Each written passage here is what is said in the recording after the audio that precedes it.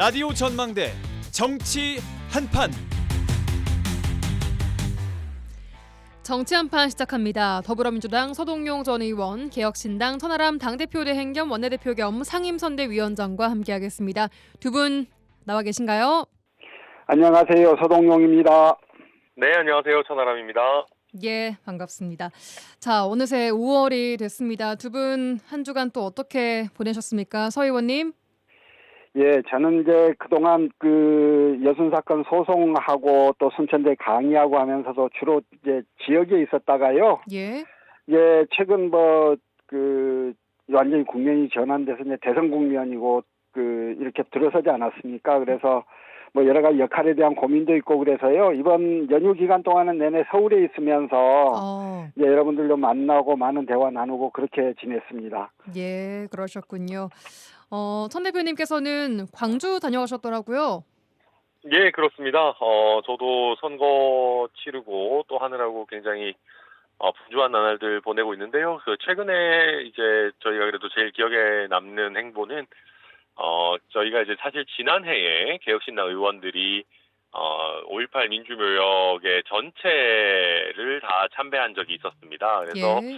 올해도 저희가 어떻게 하면 5.18 정신을 잘 기릴까를 고민하다가 지난달부터 개혁신당 당원들의 소편지를 저희가 좀 모았습니다. 그래서 올해 1000기가 조금 넘는, 작년에 비해서 몇 분 더 돌아가셔가지고 1000기가 조금 넘는 묘소에 저희가 한 분 한 분 저희 당원들, 그리고 저나 이준석 후보 또 이주영 의원이 쓴 편지를 개별 이제 묘역마다 놓고 오는 그런 예. 5.18 참배하는 행보를 했었는데요. 작년에도 그랬지만 이렇게 한 분 한 분 기리다 보니까 조금 더 5.18 정신 생각하게 되고 또 모두가 다 정말 우리 역사에서 큰 역할을 하셨다는 것도 다시 한번 생각하게 예. 돼서 저는 참 뜻깊게 생각합니다. 네, 개혁신당 이준석 후보의 호남 행보 들어봤고요. 본격 정치 토크 들어가 보도록 하죠. 먼저 이재명 더불어민주당 대선 후보의 공직선거법 위반 대법원 판결 이야기부터 해보도록 하죠. 지난 1일 결과가 나오고 아직도 후폭풍이 이어지고 있습니다. 우선 판결 결과 어떻게 좀 지켜보셨습니까, 서 의원님? 예, 지금까지 저는 이제 이 방송에서도 수차례 강조해서 말씀을 드렸습니다마는 예. 국가의 정치 지도자나 정당의 대표를 선출하는 정치적 결정이 국민 다수의 정치적 의사에 의하지 않고 판사 3명으로 구성된 재판부 결정에 좌우된다는 것. 이건 옳지도 않고 매우 불행한 일이라 이렇게 생각합니다. 예.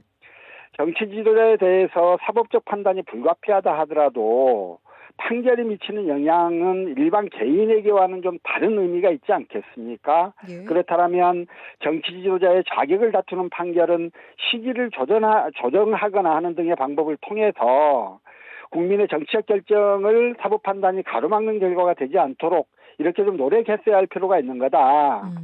근데 이번 대법원의 파기환송 판결은 대선을 불과 한 달도 앞두지 않은 상황에서 대법원이 주요 야당 대선 후보의 대선 출마 자격이 없다라고 하는 점을 선언해버림으로써 매우 부적절한 정치 개입을 한 거다. 저는 그렇게 생각합니다. 부적절한 정치 개입이었다라고 말씀 주셨습니다. 천 대표님 어떻게 보셨습니까? 저는 오히려 대법원이 더 큰 혼란을 막기 위한 최소한의 기회를 더불어민주당에 부여한 거다라고 생각을 합니다. 어떤 말씀일까요? 예. 대통령이 당선되고 나서 재판이 중단될지 여부에 대해서 지금 여러 가지로 불분명한 상황입니다. 그런데 국가적으로도 대통령에 당선된 지 얼마 안 된 대통령이 또다시 대법원에 의해서 유죄 판결이 확정돼서 직을 상실하고 탄핵 대선을 넘어서 또 보궐 대선을 치러야 된다라고 하면은 엄청난 손실이거든요. 예. 그러면 대법원 입장에서는 더불어민주당이 최소한 이런 보궐 사유가 존재하지 않는 사법 리스크가 없는 후보로 바꿀 수 있을 만한 시간적 여유는 줘야 되는 겁니다. 저는 그래서 이번에 대법원이 빠르게 판단한 것이 예. 결국은 향후에 두 가지죠. 후보 등록 이후에 유죄 판결을 해서 민주당이 손을 쓸 수 없는 상황이 되는 것을 막고 또 더 넘어서는 6월 3일 이후에 어떤 불행한 사태가 발생해서 대통령이 또다시 직을 상실하는 국가적 비극을 막기 위해서 가능한 더불어민주당의 적절한 후보로 교체할 수 있는 기회를 부여하기 위해서 서둘러서 판단한 것 아닌가 저는 그렇게 이해하고 있습니다. 그럼 천 대표님 보시기에는 민주당이 지금 이 판결을 기점 삼아서 후보를 바꿔야 한다라고 보시는 건가요? 당연하죠. 왜냐하면 지금 이제 파기환송심 2심 판결이 얼마나 걸릴지는 모르겠습니다만은 예. 이번에 대법원 판결이 그냥 판결이 아니고 전원합의체 판결입니다. 예. 그러면 전원합의체 판결을 다시 뒤집을 수 있는 법원의 시스템은 없는 상황이거든요. 그러면 파기환송심에서도 유죄가 나올 것이 사실상 확실시되고 거기서 벌금 100만 원 이하로 선고하기에는 대법원에서 지금 유죄라고 하는 또 특히 범죄의 엄중함, 허위사실의 중대성 이런 부분들을 산실을 했기 때문에 지금 항소심에서 다시 한번 벌금 100만 원 이상이 선고되면 대법원은 이런 부분을 대선 이후라고 하더라도 예. 확정을 시킬 겁니다. 그러면 다시 한번 대선 보고를 해야 될지도 모르는 상황이 되게 되는데 예. 저는 그런 리스크를 부담하느니 민주당에서 어떤 그런 범죄 어떤 혐의점이 드러나지 않은 멀쩡한 대선 후보로 교체하는 것이 국민과 또 우리 국가 앞에 최소한의 해야 되는 어떤 도리일 것이다 그렇게 생각합니다. 예. 서동영 전 의원님 어떻게 생각하세요?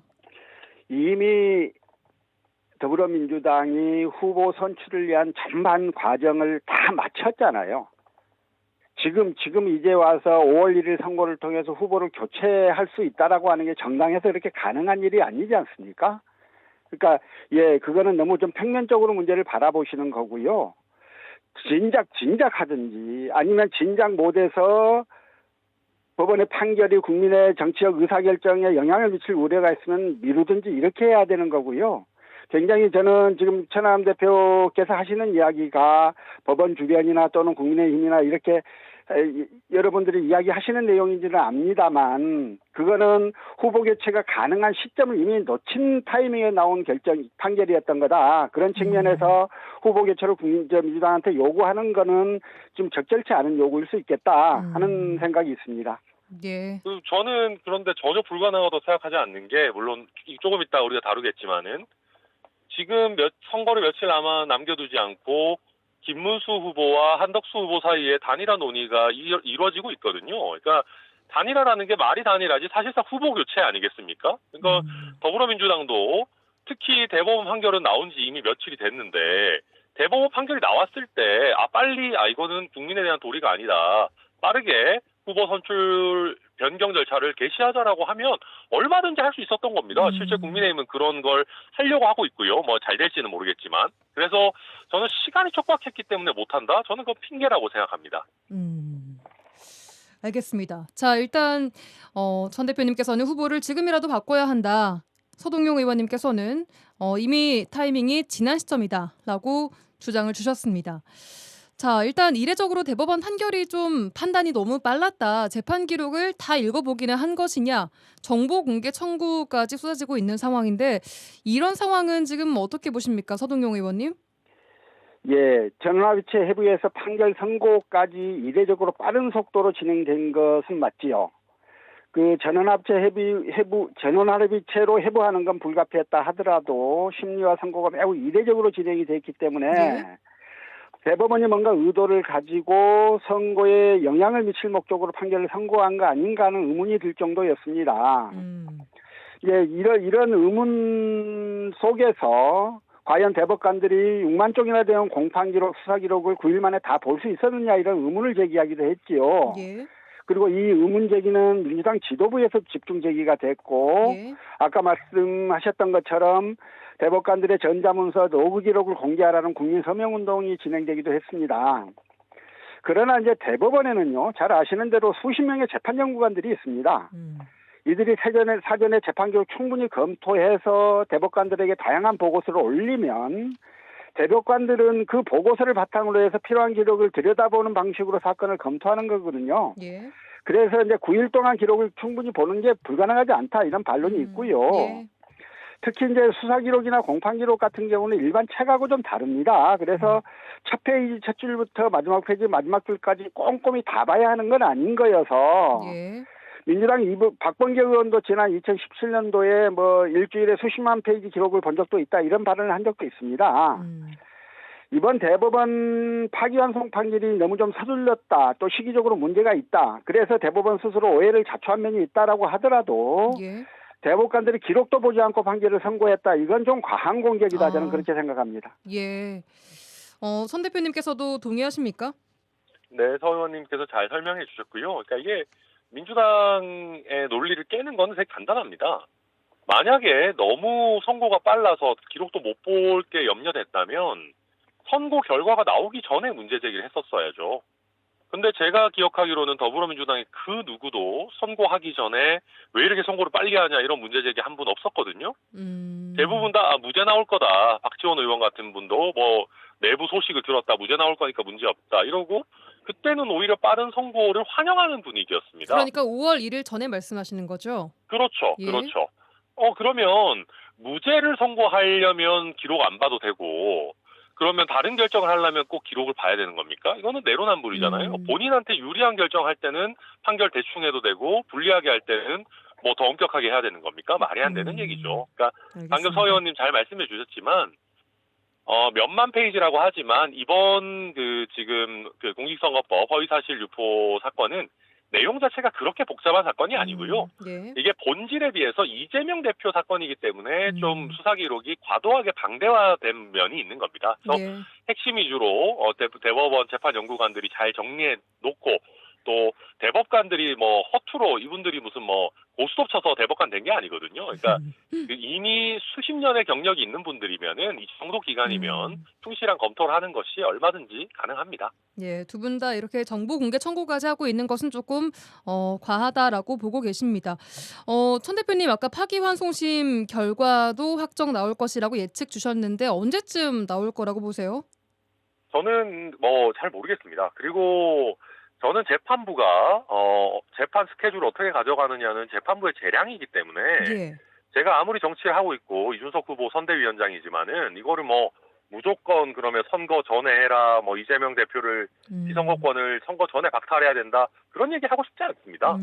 아무리 대법원에서 충실한 심리를 했지만 예. 또 고등법원에서 다시 살펴보겠다 할 수 있는 것이기 때문에 저는 고등법원도 너무 무리하지 않고 적절하게 본인들의 판단대로 반대로 고등법원에서 봤을 때 대법원에서 이미 구체적으로 판결을 했고 금방 선고할 수 있겠다라고 하면 또 그렇게 할 수도 있는 것이거든요. 그래서 예.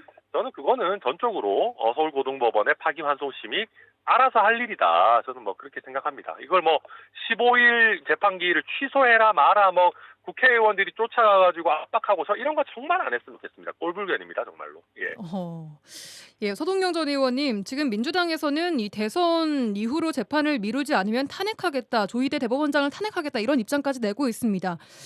이런 상황은 좀 어떻게 보고 계세요? 좀 재판을 미뤄야 된다고 보시는 거예요, 서 의원님도?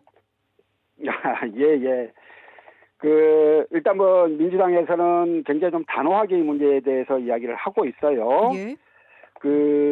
그런데 이제 일단 뭐 민주당이 만약에 이제 재판기를 연기하지 않으면 탄핵을 하겠다라는 취지의 이야기를 계속 하고 있는데 예.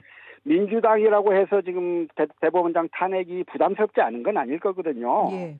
그렇지 않아도 이제 절대 다수 의석을 갖고 있는 정당이 대권까지 차지할 경우에 견제와 균형이라고 하는 민주주의 전략 원리에 문제가 생기지 않을까 우려하시는 국민들이 분명 계시는 거고 민주당도 그런 우려가 대선 여론에 반영될까 조심하고 있습니다. 그래서 대법원장 탄핵은 사실 어찌 보면 이제 민주당이 무한 힘자랑으로 비칠 수 있기 때문에 예. 굉장히 내부적으로 좀 조심스러워하는 것은 맞는 것 같고 예.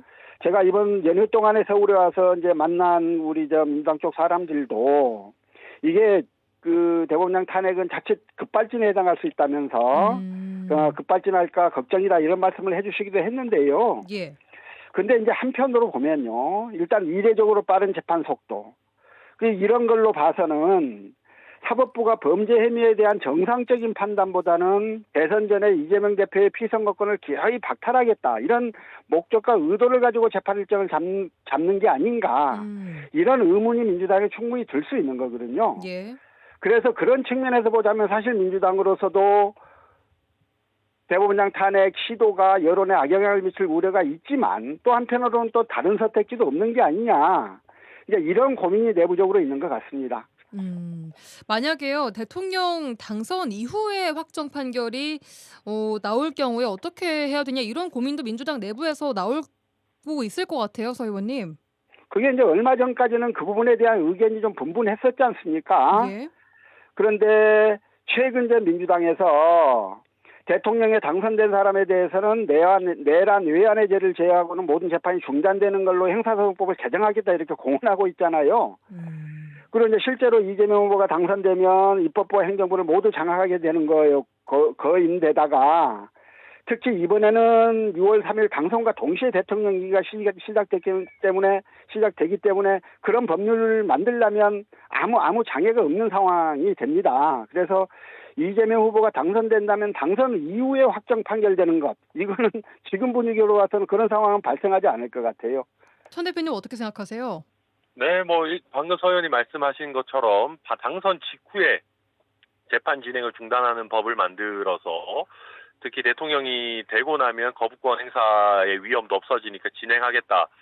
글쎄요, 그게 이론적으로는 어떻게 될지 모르겠습니다만은 예. 이게 우리가 전형적인 위인설법 아니겠습니까? 사람을 위해서 법을 만든다. 이게 과연 저는 헌법재판소에서든 대법원에서든 이런 부분에 대해서 이게 위헌적인 법률이라고 하지 않겠는가. 이게 과연 논란이 쉽게 수그러들겠는가. 저는 지켜봐야 될 대목이라고 생각합니다. 예, 알겠습니다. 자, 민주당 이야기는 여기까지 해보도록 하고요. 국민의힘 이야기 좀 해보겠습니다. 국민의힘에서는 지금 단일화를 위한 기구를 갖추고 김문수 후보와 한덕수 예비후보 단일화를 추진을 하고 있는데 우선 국민의힘 내부 분위기가 좀 복잡해지고 있는 것 같습니다. 김덕수를 내걸고 당 후보가 됐던 김문수 후보 마음이 지금 좀 변한 것처럼 보이는데 천 대표님 어떻게 좀 파악하고 계세요? 이건 당연한 거죠. 저는 김문수 후보 사람들이 자꾸 욕을 하는데요. 특히 국민의힘 내에서 왜 단일하겠다고 해놓고 약속 안 지키냐, 네. 사기치냐, 이렇게 나오는데, 근데 이거는 근본적으로 김문수 후보 입장에서 좀 너무하다라고 생각할 수도 있는 겁니다. 그러니까 본인은 돈은 돈대로 다 내고 지금 국민의힘 그 치열한 경선을 해가지고 승리를 거머쥐었는데 예. 당선된 날부터 당에서 단일화를 하라고 압박을 하니까 어느 후보가 그걸 좋아하겠어요. 그래서 저는 지금 그 국민의힘 지도부를 포함한 구성원들이 너무 이제 김문수 후보를 모욕하는 형태로 지금 일을 진행하고 있다. 그렇게 보여집니다. 그래서 저는 김문수 후보가 앞으로 더더욱 단일화를 하지 않고 버티는 형태로 일단 5월 11일까지만 버티면 되는 거니까 예. 버티는 형태로 끌고 갈 것이다. 그렇게 전망합니다. 그렇다면은 지금 앞으로 단일화 카드는 버려지는 거라고 예측을 하세요? 네, 저는 한덕수 후보가 거의 버티지 못하고 5월 11일까지 단일화를 만들지 못하면 결국 사실상 존재감을 상실하는 국면으로 접어들지 않겠는가 그렇게 예상합니다. 예. 서동영 전 의원님 어떻게 지금 국민의힘 상황 보고 계십니까? 예, 당초 10몇 명 되던 후보에서 차근차근 그 대전을 치러서 지금 최종 후보까지 됐는데 예. 국민의힘에서 김문수 후보를 너무 후보 대접을 안 해줘요. 많이 좀 삐진 것 같고 기분이 분명히 나빴을 수 있겠습니다. 예. 그러나 저는 그 경선 내내 이제 한덕수 대행과의 단일화를 강조해 왔었기 때문에 예. 지금 이렇게 좀 빼는 모양새는 사실 단일화에서 유리한 고지를 차지하려는 그런 방책이 아닐까 이런 생각이고요. 네. 한덕수, 김문수 단일화가 그나마 이재명 민주당 후보와 해볼 만한 유일한 선택지예요. 그리고 무엇보다도 국민의힘 의원들 다수가 단일화를 요구하고 있기 때문에 결국 단일화는 이루어질 수밖에 없지 않을까 그렇게 생각하고 있습니다. 예, 그러면은 그 두 후보 가운데 누가 대선 주자가 되리라 보세요? 이건 제가 그 예측이라고 하는 게 어떤 의미가 있을지는 잘 모르겠는데 제 생각에는 본선 경쟁력이나 확장성 면에서는 아무래도 김문수 후보보다는 한덕수 후보가 조금 더 나은 카드일 걸로 국민의힘 지지자들이 판단하지 않을까 그런 생각입니다. 예. 천 대표님께서는 단일화 카드가 버려질 것 같다라고 예측을 하셨고 서동영 전 의원님께서는 결국 한덕수 후보로 단일화가 될 것이다라고 조심스레 예측을 하셨습니다.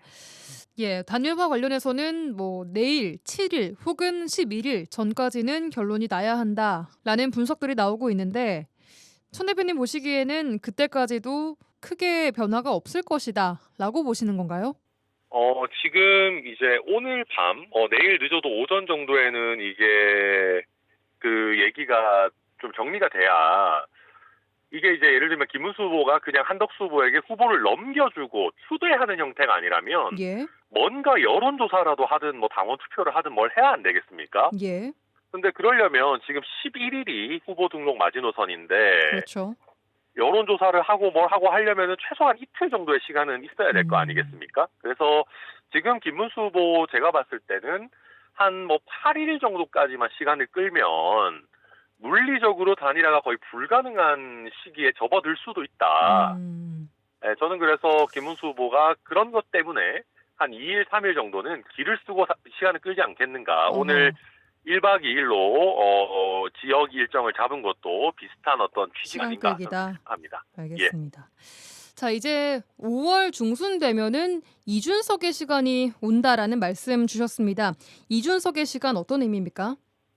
네, 지금 이제 그 각 당의 대선 주자가 확정이 되기 전까지는 좀 굉장히 시끄러웠습니다. 예. 후보들이 너무 많고 뭐 십수명에 달하는 후보들이 난립해 있는 상황이었기 때문에 이미 개혁신당의 대선 후보로 확정된 이준석 후보가 주목을 충분히 받기는 쉽지 않은 상황이었습니다. 그러나 이제는 대진표도 사실상 이재명, 김문수 또는 한덕수, 그다음에 이준석 이렇게 좀 확정이 됐고 특히 최근에 이재명 후보의 어떤 과연 범죄 혐의를 피하려고 대통령을 하려는 것 아닌가에 대해서 실제 범죄 혐의가 있다라는 점은 대법원이 확정을 해줬기 때문에 그런 어떤 여러 가지 범죄자로서의 어떤 문제점, 그 다음에 이번에 이제 김문수 한덕수의 단일화도 제가 예상했지만 아름다운 형태로 가기보다는 결국은 제살 깎아먹기식의 난장판으로 가고 있거든요. 이런 상황에서 과연 이재명, 김문수, 한덕수, 이준석 중에 그래도 흠이 상대적으로 없고 국제사회에 대한민국의 대표라고 내보냈을 때 누가 그나마 좀 자랑스러울 것인가. 지금의 경제위기, 외교안보 위기를 누가 돌파하고 대한민국의 미래를 이야기할 수 있는 후보가 될 것인가라고 했을 때 저는 이제는 국민들께서 점점 더 이준석 후보에게 많은 관심과 지지를 보여주고 계시는 국면이고 저는 특히 김문수 한덕수 단일화에서 더 큰 마이너스가 나오게 된다라고 하면 저는 더 많은 분들이 이재명 대표의 정권교체에 대한 대안으로서 이준석에 의한 정권교체에 더 큰 지지를 보내주실 것이다. 저희 그렇게 기대하고 있습니다. 예. 서동영 전 의원님, 개혁신당 이준석 후보 앞서 말씀드린 것처럼 5.18 국립묘지를 찾아서 1027기 묘역에 모두 손편지를 남기는 행보 보여주고 있습니다. 이 후보에 대한 호남의 여론은 좀 읽히고 있는 게 있으십니까? 어떠세요? 예, 이준석 후보가 국민의힘 대표로 선출될 때의 신선함과 패기, 많은 호남인들이 기억하고 할 것으로 생각하고요. 보수를 대변하는 젊은 정치 지도자로서 이준석을 기대하는 시각도 많습니다.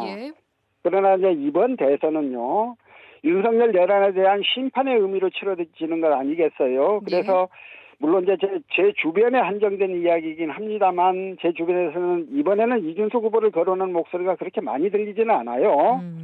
예, 그래서 이제 이번이 아니라 앞으로 미래 지도자로서 이준석에 대한 기대, 기억 이런 것들을 많은 호남인들이 갖고 계시는 것 같습니다. 예, 알겠습니다. 자, 지역 이야기 한 개만 더 해보겠습니다. 광양 지역 농민들이요, 전봉준 트랙터 상경 투쟁을 오늘부터 4박 5일간 진행한다고 밝혔습니다. 농산물 최저 가격 보장 등을 요구하고 있는 상황인데, 자, 농민들이 지금 상황에서 다시 트랙터를 몰고 나올 수밖에 없는 이유는 좀 어디에 있다고 보십니까, 전 대표님?